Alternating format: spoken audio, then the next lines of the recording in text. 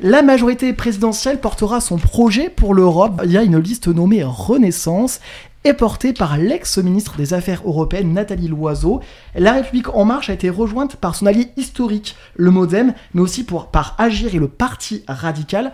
Pour représenter cette liste, nous accueillons depuis la prise d'antenne Philippe Gudin, économiste, autant dans le secteur privé que public. Philippe, vous avez les mêmes règles qui s'appliquent à vos homologues, qui se sont déjà exprimés. 4 minutes pour nous dire pourquoi est-il important d'aller voter le 26 mai prochain et quelle Europe souhaitez-vous pour demain. On vous écoute. Merci Quentin, je pense que je vais répondre aux deux questions en même temps parce qu'elles sont liées. Alors d'abord, il faut aller voter parce que c'est aux citoyens européens de décider quelle Europe ils veulent pour demain. Je voudrais donner une petite note positive. N'oublions pas que l'Europe, c'est une région du monde où le niveau de liberté, de solidarité, d'égalité et de respect est unique au monde. Nous sommes en paix depuis 75 ans. C'était pas arrivé depuis la chute de l'Empire romain. Et ça, c'est grâce à l'Europe. Nous sommes libres de nous exprimer, d'entreprendre, de vivre comme nous le souhaitons. Nous avons une protection sociale qui n'a d'équivalent nulle part ailleurs. Et n'oublions pas aussi l'égalité entre les femmes et les hommes, qui n'a pas d'équivalent non plus ailleurs. Toutes ces valeurs, il faut les préserver. Et c'est pour ça qu'il faut aller voter, pour faire avancer l'Europe. Alors néanmoins, malgré ce constat positif, la situation est encore loin d'être complètement satisfaisante et on a de nombreuses améliorations à apporter. Et par ailleurs, il faut faire face à 4 grands défis qu'ont identifiés nos citoyens, notamment au cours de la grande marche que nous avons organisée l'année dernière. Premièrement, l'urgence de mettre en œuvre la transition écologique. Nous avons la preuve chaque jour de la dégradation de la situation de la planète. Nous n'avons plus le temps de repousser les décisions et l'action. C'est un enjeu de lutte contre le réchauffement climatique, un enjeu de santé publique, de souveraineté et de pouvoir d'achat. Deuxièmement, le besoin grandissant de protection de nos citoyens et de notre modèle social face à la mondialisation.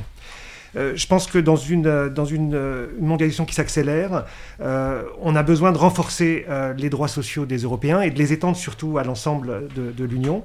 Je voudrais dire que la concurrence fiscale et sociale au sein du marché unique, c'est quelque chose qui devient insupportable. C'est compliqué, mais c'est quelque chose auquel nous devons nous attaquer dès maintenant. Il est temps de mettre l'humain au cœur du projet, je dirais. On a construit l'Europe par l'économie, mais maintenant c'est vraiment l'étape de l'humain qui est important et on le voit si on veut lutter contre la montée des populismes et des extrémismes. Troisièmement, la nécessité d'assurer notre sécurité et notre défense, compte tenu des risques géopolitiques qui se multiplient à nos frontières. Et là-dessus, on a quand même fait un pas en avant grâce au président Macron depuis 2017, puisqu'on a véritablement relancé une Europe de la défense qui était pourtant inscrite depuis le traité de Nice. Et quatrièmement, faire face à la difficulté de la gestion des mouvements migratoires, on en a parlé tout à l'heure, c'est une urgence. Ces mouvements vont s'amplifier avec le réchauffement climatique et avec une instabilité géopolitique qui continue à nos frontières. Et donc je pense que ça fait partie des choses qui sont les priorités de l'Europe. Refonder Schengen, faire preuve de davantage de solidarité entre nous dans l'accueil des demandeurs d'asile, c'est vraiment une nécessité. Alors face à ces 4 défis, on voit bien que la France ne peut rien toute seule, qu'aucun pays ne peut rien tout seul. Ce sont des défis mondiaux, mais au moins, en tant qu'Européens, on pourra peser. Qu'est-ce qu'on pèse aujourd'hui face aux États-Unis, à la Chine, demain à l'Inde? Ensemble, on est 500 millions, on est la 2e économie du monde et on est même la 1re économie en parité de pouvoir d'achat. Alors, remettre l'humain au cœur de notre projet, ça c'est à mon avis la raison pour laquelle il faut aller voter le 26 mai, choisir pour quelle Europe on souhaite voter. Est-ce que c'est celle du repli et des égoïsmes nationaux dans laquelle on sera impuissants à peser sur l'avenir de la planète? C'est pas la mienne. Celle de la coopération, de la solidarité qui nous aidera à porter nos valeurs dans le reste du monde et surtout à influer dans le monde de demain. Ça, c'est ma vision. Et puis nous devons voter parce que nous le pouvons. Ça a été dit déjà tout à l'heure. C'est un droit que peu de peuples ont dans le monde. Et donc c'est vraiment un devoir d'aller choisir la société pour laquelle on souhaite. Oui, l'Europe est une démocratie. Le Parlement européen a un poids de plus en plus important au fur et à mesure de la révision des traités.